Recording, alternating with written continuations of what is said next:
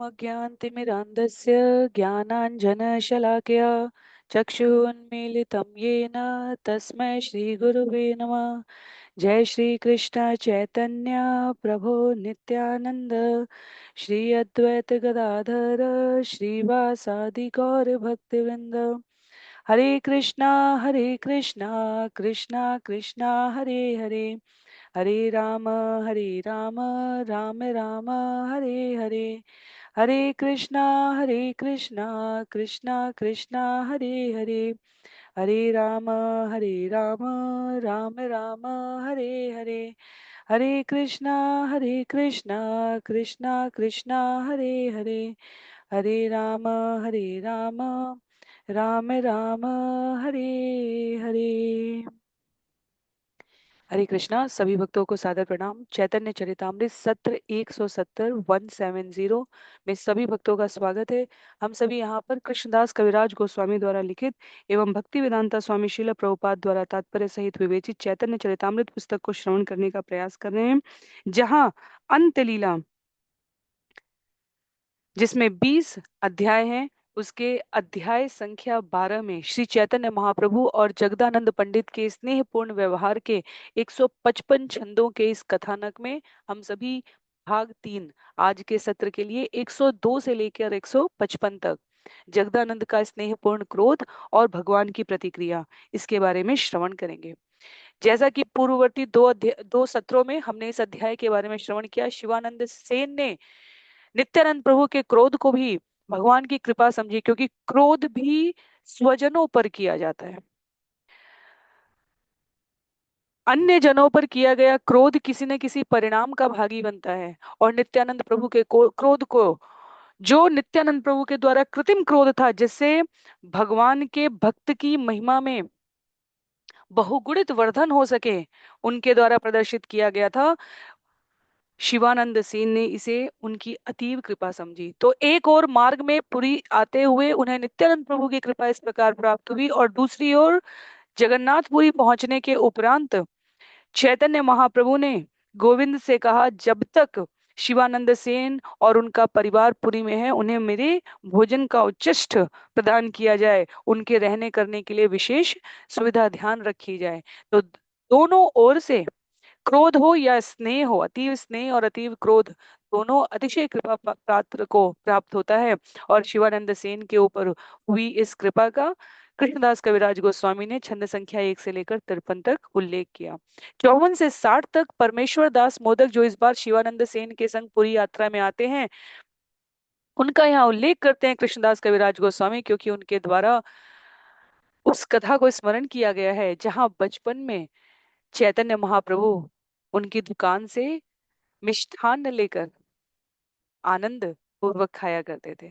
तो वो निश्चल निष्कलुष व्यवहार परमेश्वर दास मोदक का दिखलाया गया है, जो भगवान से मिलने आते हैं उसी भाव से, जैसे ये सन्यासी चैतन्य महाप्रभु नहीं है, अपितु वह बालक निमाई है जो मेरी दुकान पर आया करता था। और इस भाव में उन्होंने सन्यासी के समक्ष अपने परिवार की कुशल वार्ता क्षेम के साथ साथ ये भी उल्लेख कर दिया कि गोविंदार माता, उनकी पत्नी भी आई हैं। और भगवान यहाँ पर अंतर दिखाते हैं कि विशेष कृपा पात्र के संग, ये दोनों तीनों घटनाएं हम इसी संदर्भ में इस अध्याय में श्रवण कर रहे हैं कि नियम भंग, शिष्टाचार का नियम भंग कहाँ स्वीकृत होता है। तो केवल घटनाएं हम पढ़ें और हमारा मन उसके संदर्भ में अनेकों प्रकार के आक्षेप और तर्क के माध्यम से उसे सही या गलत ठहराने का प्रयास करे, इसकी आवश्यकता नहीं है। आचार्य ने, कृष्णदास कविराज गोस्वामी लिखते हैं कि विशिष्ट शिष्टाचार का भंग कहाँ स्वीकृत है। तो एक कथा है जहां शिवानंद सेन के संग हुए व्यवहार में अतीव रस की, या तो क्रोधावेश की या वात्सल्य साख्य की महिमा का उल्लेख है। भगवान ने स्नेह पूर्वक शिवानंद सेन के परिवार को प्रश्रय दिया है, नित्यानंद प्रभु ने क्रोधावेश में कृपा प्रदान की है। परमेश्वर, क्षमा कीजिए, परमेश्वर दास मोदक के संग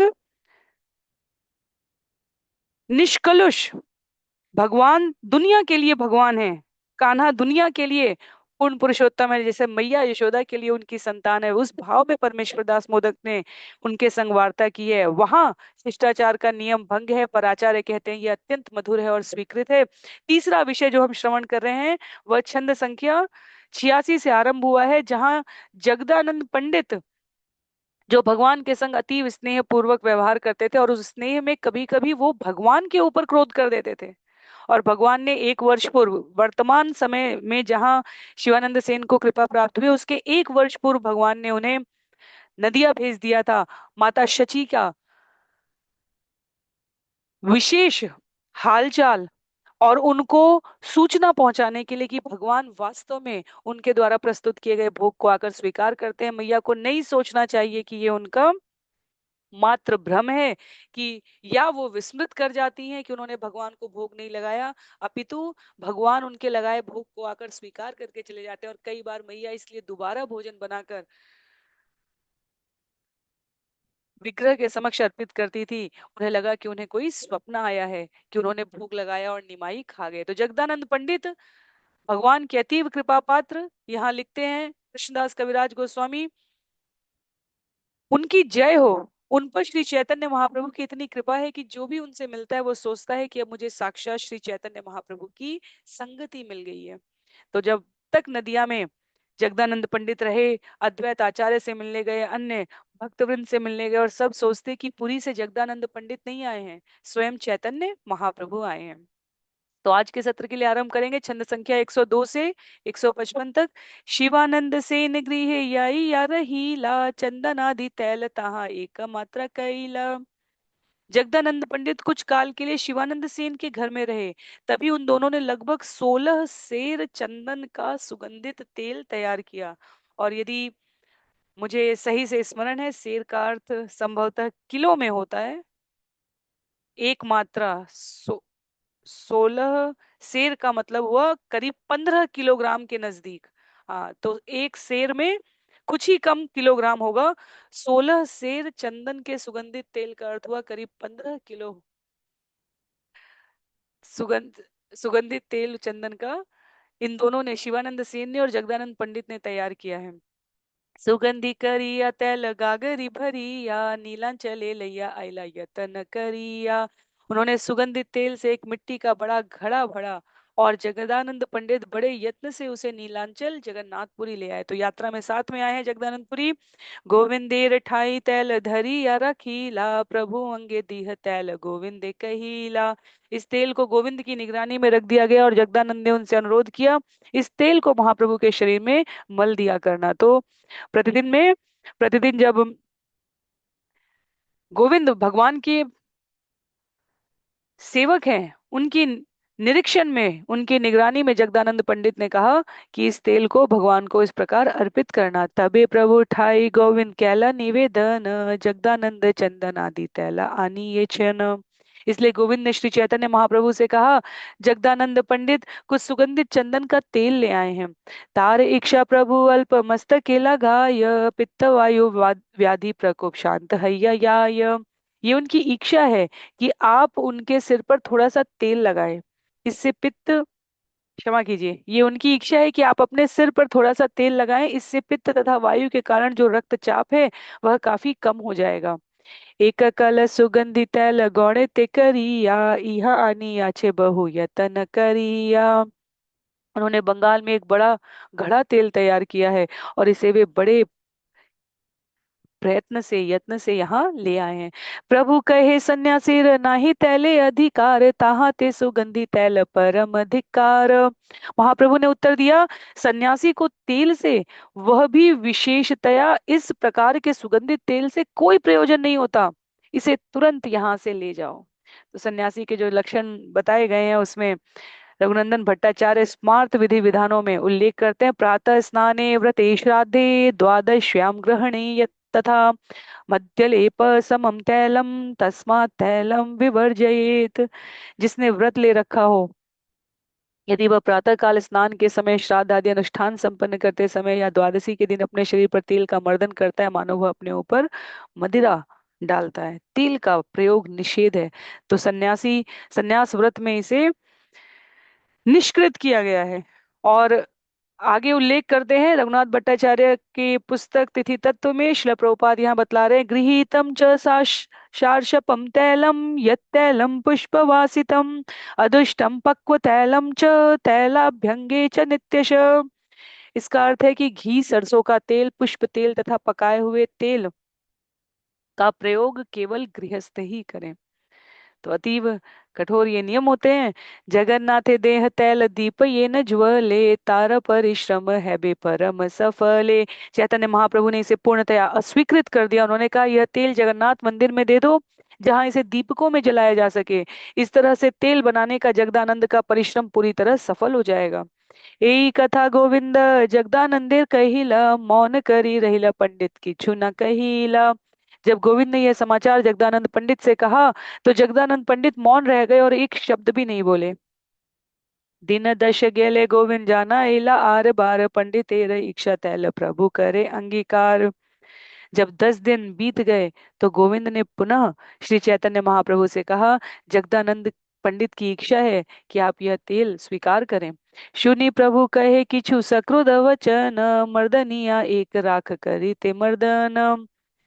जब महाप्रभु ने ये सुना तो उन्होंने क्रोध में आकर कहा, तो एक तेल मालिश करने वाला भी क्यों नहीं रख लेते जो मेरी मालिश कर दिया करे। यही सुख लागी आमी करिलु संन्यास आमार सर्वनाश तोमा सबार परिहास। क्या मैंने ऐसे सुख के लिए संन्यास लिया है? इस तेल को स्वीकार करने से मेरा सर्वनाश हो जाएगा और तुम सभी हंसोगे। तो श्री चैतन्य महाप्रभु ने संन्यास हम सभी ने आरंभ में श्रवण किया है। उन्होंने जगत का मार्ग प्रशस्त करने के लिए एक सन्यासी के वचन गंभीरता से, दृढ़ता से सभी वर्गों के द्वारा स्वीकृत किए जाते हैं। और हरिनाम जप, प्रचार, कीर्तन जीवन के उद्देश्य को अन्यों को सरलता पूर्वक अपने व्यवहार से, आचरण से सरलता से समझाने के लिए चैतन्य महाप्रभु का यह अवतार है। पूर्ण पुरुषोत्तम भगवान भक्त के रूप में आए हैं और इसलिए वो अपने शरीर शारीरिक सुख के लिए किसी भी प्रकार की सहायता न लेने के सिद्धांत का शिल प्रभुपाद लिखते हैं दृढ़ता से पालन करना चाहते थे, इसलिए उन्होंने इसे अस्वीकृत कर दिया। पथे याइते तैल गंध मोर यही पाबे दारी सन्यासी करी हमारे कही बे। तो तत्कालीन देश समाज काल की परिस्थिति के अनुसार जो स्थिति है उसमें कहते हैं, यदि रास्ते से गुजरते हुए किसी व्यक्ति ने मेरे सिर के इस तेल को सूंघा तो मुझे दारी सन्यासी, ऐसा तांत्रिक सन्यासी जो स्त्रियां रखता है, वैसा सोचने लगेगा। शुनि प्रभुर वाक्य गोविंद मौन करिला प्रातः काले जगदानंद प्रभु स्थाने आइला। श्री चैतन्य महाप्रभु के ये शब्द सुनकर गोविंद मौन रहे। अगले दिन प्रातःकाल जगदानंद महाप्रभु से मिलने आए। तो हमें स्मरण रखना चाहिए भगवान के जो आसपास ये भक्त हैं, ये सभी भगवान के अंतरंग संबंधी हैं जो नित्य जगत में, आध्यात्मिक जगत में सदैव उनके संग रहते हैं। ये उनके पार्षद है जो उनके साथ इस लीला में सहयोग करने आए हैं और उनका स्वाभाविक नैसर्गिक स्नेह भगवान के प्रति है। ये इसमें न जगदानंद पंडित, न गोविंद, न शिवानंद सेन, न नित्यानंद प्रभु और न ही अन्य कोई भी किसी भी प्रकार की कभी भी हमें समझना चाहिए कि धृष्टता कर रहा है।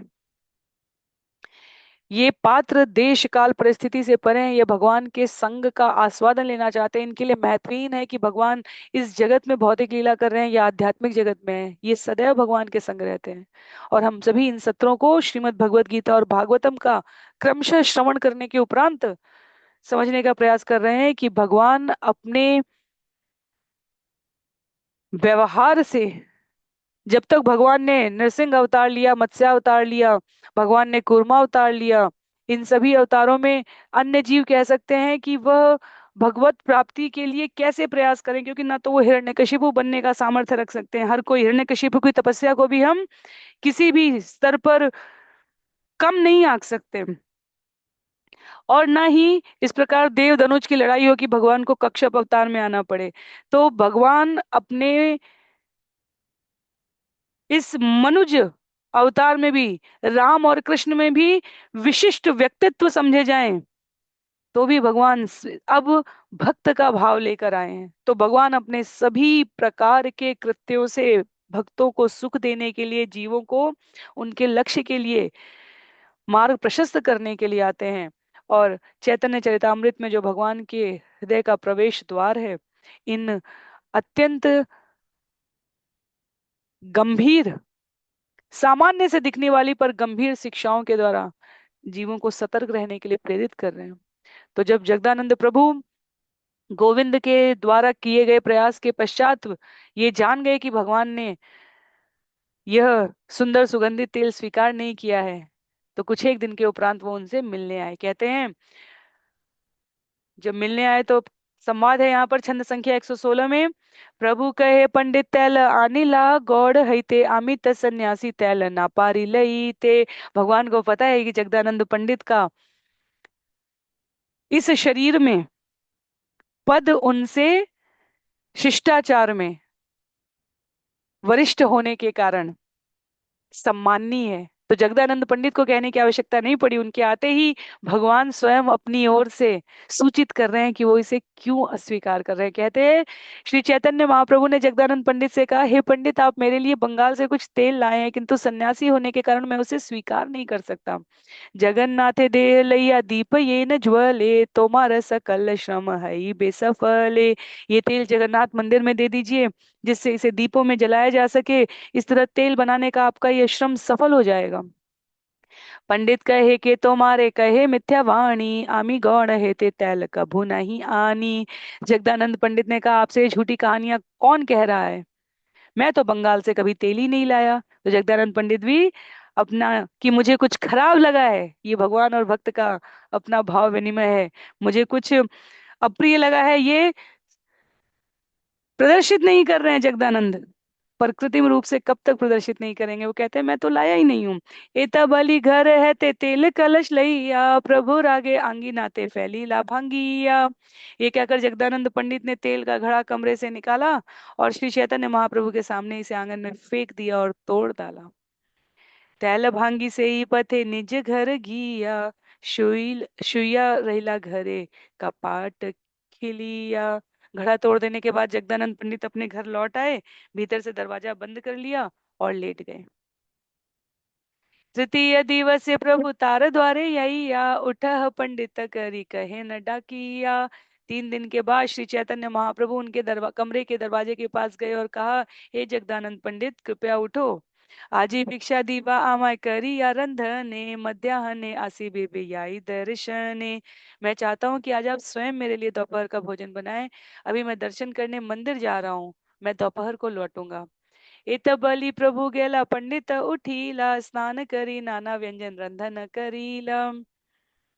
जब श्री चैतन्य महाप्रभु ये कहकर चले गए तो जगदानंद पंडित अपने बिस्तर से उठे, स्नान किया और तरह तरह की सब्जियां बनाने लगे। मध्याह्न करिया प्रभु आईला भोजने पाद प्रक्षालन करी दिले न आसने। अपने दोपहर के कृत्य पूरे करके महाप्रभु भोजन करने आए। जगदानंद पंडित ने महाप्रभु के पांव धोए हैं और उन्हें बैठने के लिए आसन दिया है। सकृत शाल्यन्न कला पाते स्तूप कैला कला रड्डोंगा भरी व्यंजन चौदी के धरीला। उन्होंने घी डालकर महीन चावल पकाया था और उसे केले के पत्ते पर ऊंचाई तक ढेर बनाकर रख दिया था। साथ ही केले की छाल से बने दोने में तरह तरह की सब्जियां थी, जिन्हें उन्होंने चारों ओर रख दिया। अन्न व्यंजनों परी तुलसी मंजरी जगन्नाथे पीठा पाना आगे आनी धरी। चावल तथा सब्जियों के ऊपर तुलसी की मंजरियां थी और महाप्रभु के सामने रोट खीर तथा जगन्नाथ जी का अन्य प्रसाद था। प्रभु कहे द्वितीय पाते बाड़ अन्न व्यंजन तोमाय आमाय आजी एकत्र करी भोजन। महाप्रभु ने कहा, एक दूसरा पत्तल बिछाकर उसमें चावल तथा सब्जियां रख लें, जिससे आज आप और मैं दोनों साथ साथ भोजन करेंगे। हस्ततुली रहन प्रभु ना करे न भोजन तबे पंडित कहे न किछु सप्रेम वचन। श्री चैतन्य महाप्रभु अपना हाथ ऊपर उठाए रहे और उन्होंने तब तक भोजन नहीं किया जब तक जगदानंद पंडित ने स्नेह और प्रेम युक्त निम्न वचन नहीं कहे। आपने प्रसाद लह पाछे मुई लई मुंह तोमार आग्रह आमी के मने खंडी मुंह। कृपया आप पहले प्रसाद ग्रहण करें, मैं बाद में खाऊंगा, मैं आपके आग्रह को टालूंगा नहीं। तबे महाप्रभु सुखे भोजन वसीला व्यंजनेर स्वाद पाया कही ते लागीला। तब श्री चैतन्य महाप्रभु ने प्रसन्नता पूर्वक भोजन ग्रहण किया और जब वे सब्जियों का स्वाद ले चुके तब उन्होंने पुनः कहा, क्या कहा? क्रोधावेशेर पाकेर हय एछे स्वाद एई ते जानिए तोमार कृष्णेर प्रसाद। कहते हैं भगवान, आप जब क्रोध में भी भोजन पकाते हैं तब वह अत्यंत स्वादिष्ट होता है। इससे पता चलता है कि कृष्ण आपसे कितने प्रसन्न हैं। आपने खाई बे कृष्ण ताहार लागिया, तोमार हस्ते पाक कराए उत्तम करिया। चूंकि कृष्ण स्वयं भोजन करते हैं, इसलिए वे आपसे इतना अच्छा भोजन बनवाते हैं। एछे अमृत अन्न कृष्ण कर समर्पण, तोमार भाग्य सीमा के करे वर्णन। भगवान कितने स्नेह से भक्त को मना रहे हैं। भगवान का भक्त का भगवान के प्रति कितना स्नेह है कि वह भीतर के सारे क्रोध को रोककर, जो स्नेह से युक्त क्रोध है, भगवान के लिए इस प्रकार अत्यंत भावमय भूख का अर्पण कर रहे हैं। कहते हैं चैतन्य महाप्रभु, आप ऐसा अमृत तुल्य अन्न कृष्ण को अर्पित करते हैं, भला आपके सौभाग्य की सीमा का कौन अनुमान लगा सकता है। पंडित कहे ये खाई बे से ही पाक करता, आमी सब केवल मात्र सामग्री आहरता। जगदानंद पंडित ने उत्तर दिया, जो खाने वाला है उसी ने इसे पकाया है। जहां तक मेरा संबंध है, मैं तो केवल सामग्री जुटाता हूँ। पुनः पुनः पंडित नाना व्यंजन परिवेशे, भय किछु ना बलेन प्रभु खाएन हरिषे। जगदानंद पंडित महाप्रभु को तरह तरह की सब्जियां परोसते रहे। महाप्रभु ने डर के मारे, कृष्णदास कविराज गोस्वामी लिखते हैं, महाप्रभु ने डर के मारे कुछ नहीं कहा, अपितु वे प्रसन्नता पूर्वक खाते रहे। आग्रह करिया पंडित कराइल भोजन, आर दिन हैते भोजन है ल दश गुण। जगदानंद पंडित ने आग्रह करके महाप्रभु को इतना खिला दिया कि अन्य दिनों की अपेक्षा, कृष्णदास कविराज गोस्वामी कहते हैं, ऐसा लगता है जैसे उन्होंने 10 गुना अधिक भोजन कर लिया। बार बार प्रभु उठिते करेन मन, सेई काले पंडित परिवेशे व्यंजन। महाप्रभु बारंबार उठने का प्रयास करते, मन करते, किंतु जगदानंद पंडित उन्हें और सब्जियां खिलाते जाते।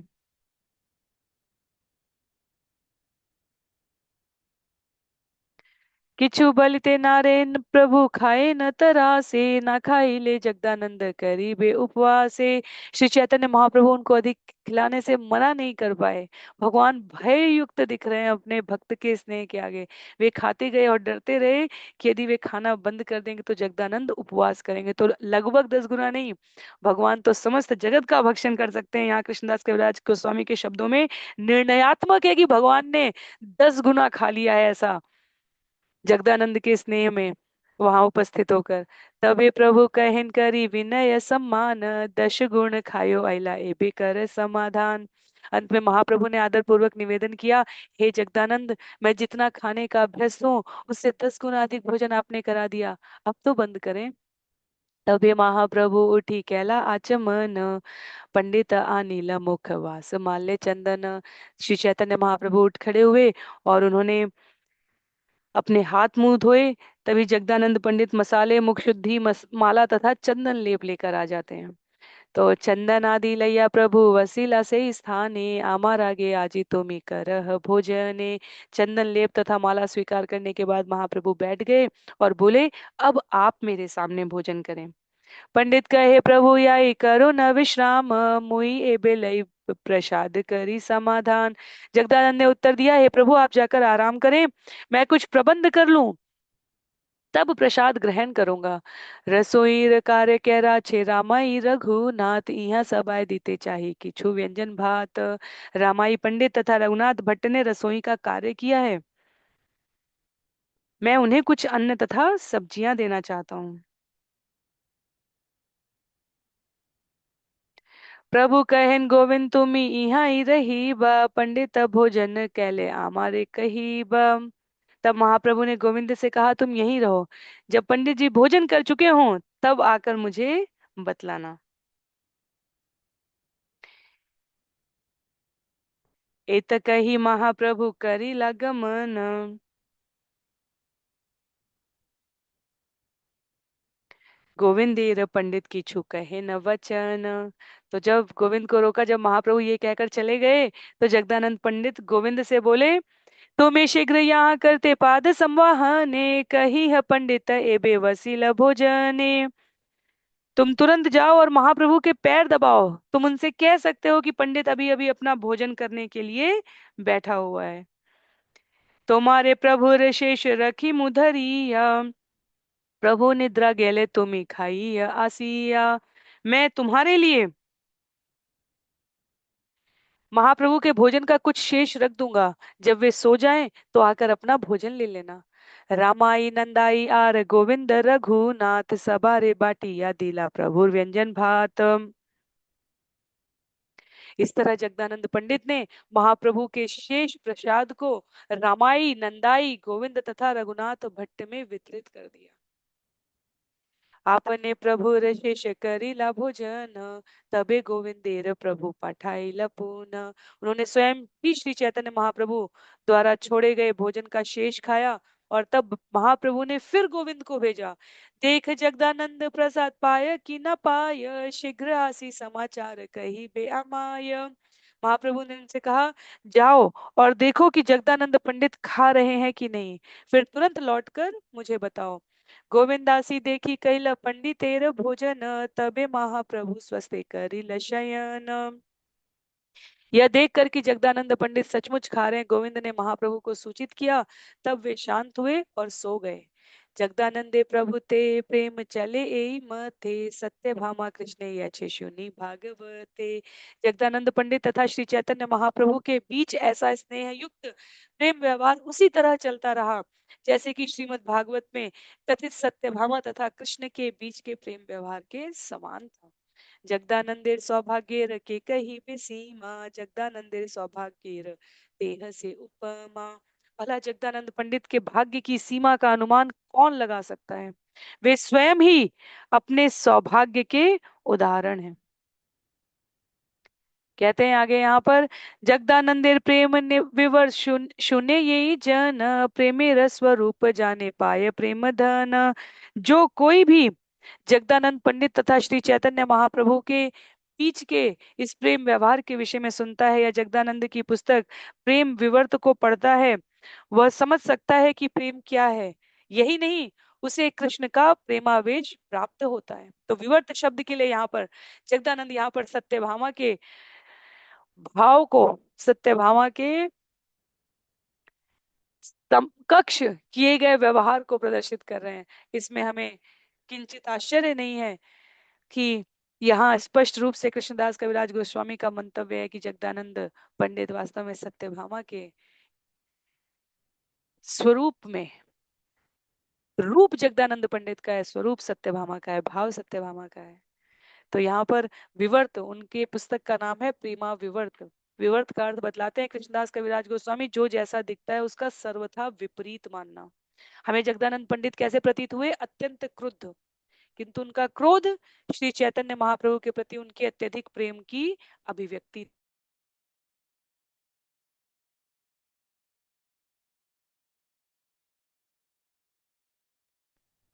तो जगदानंद पंडित अत्यंत क्रुद्ध प्रतीत हो रहे हैं, पर क्रोध चैतन्य महाप्रभु के प्रति उनके अत्यधिक प्रेम की अभिव्यक्ति कर रहा है। प्रेम विवर्त जिस पुस्तक को जगदानंद पंडित ने लिखा है, श्रील प्रभुपाद लिखते हैं यहाँ पर कि हमारे कृष्णदास कविराज गोस्वामी जो चैतन्य चरितामृत के लेखक हैं, वो स्वयं इस शब्द का प्रयोग यथारूप में चैतन्य महाप्रभु के साथ जगदानंद पंडित के प्रेमपूर्ण व्यवहार को प्रस्तुत करने के लिए कर रहे हैं। तो जैसा जब गोपियां कृष्ण पर क्रोध करती थी, शब्द प्रतीत होते हैं कि क्रोध कर रही हैं, पर वह क्या है? विपरीत प्रेम विवर्त, जैसा है उसका विपरीत भाव, अतिशय प्रेम की उपस्थिति उनके भाव को इस प्रकार प्रेम विवर्त स्वरूप में, क्रुद्ध रूप में प्रस्तुत कर रही है। अंतिम छंद है इस अध्याय का, कहते हैं, श्री रूप रघुनाथ पद याद आश, चैतन्य चरितामृत कहे कृष्णदास। श्री रूप तथा श्री रघुनाथ के चरण कमलों की वंदना करते हुए तथा सदैव उनकी कृपा की कामना करते हुए उनके चरण चिन्हों पर चलकर मैं कृष्णदास श्री चैतन्य चरितामृत का वर्णन कर रहा हूँ। इस प्रकार श्री चैतन्य चरितामृत अंत्य लीला के अंतर्गत श्री चैतन्य महाप्रभु एवं जगदानंद पंडित के प्रेम व्यवहार नामक 12वें अध्याय का भक्ति वेदांत तात्पर्य यहाँ पूर्ण हो रहा है। जैसा हमने आरंभ में भी कहा कि यह संपूर्ण चैतन्य चरितामृत के 62 अध्याय वास्तव में भगवान के हृदय का प्रवेश द्वार है। भगवान नित्य जगत में, आध्यात्मिक लोक में अपने भक्तों के संग, अपने नित्य पार्षदों के संग सदैव लीला में निमग्न है। वह मर्यादा पुरुषोत्तम, पूर्ण पुरुषोत्तम, और यहाँ चैतन्य महाप्रभु के रूप में भी अपने भक्तों के संग नित्य लीला में वास कर रहे हैं। भक्तों को जो भौतिक शरीर में, भौतिक लोक में उपस्थित हैं, उनको आस्वादन कराने के लिए, अनुभूत कराने के लिए कि भौतिक जगत में अनेकों प्रकार के कष्ट और दुख हमें आदि दैविक आदि भौतिक आध्यात्मिक मिलते हैं, जन्म मृत्यु जरा व्याधि मिलती है, पर इस शरीर के परे नित्य बद्ध से जब हम नित्य मुक्त बन जाते हैं, तब सदा सर्वदा भगवान के संग उनको सुख पहुंचाने वाली लीलाओं के भागीदार होते हैं। तो जगदानंद पंडित, चाहे यह तेल की लीला हो, चाहे यह भोजन कराने की लीला हो, भाव मात्र भगवान की प्रसन्नता है, और भगवान इसे अपने प्रकार से इच्छा के अनुरूप स्वीकार भी करते हैं। तो किसी भी प्रकार की सहमति, टिप्पणी, विचार व्यक्त करने के लिए आप जहां जुड़े हैं वहां प्रेषित कर सकते हैं। आज के सत्र को यही समाप्त करेंगे। अगले सत्र में हम सभी अंत लीला अध्याय संख्या 13, जहाँ रघुनाथ भट्ट गोस्वामी का प्रवेश हो रहा है। अभी तक हमने रूप गोस्वामी जी के बारे में सुना, सनातन गोस्वामी जी के बारे में सुना, रघुनाथ दास गोस्वामी जी के बारे में सुना। रघुनाथ भट्ट गोस्वामी जी का प्रवेश होगा। करीब 139 छंदों का अध्याय है।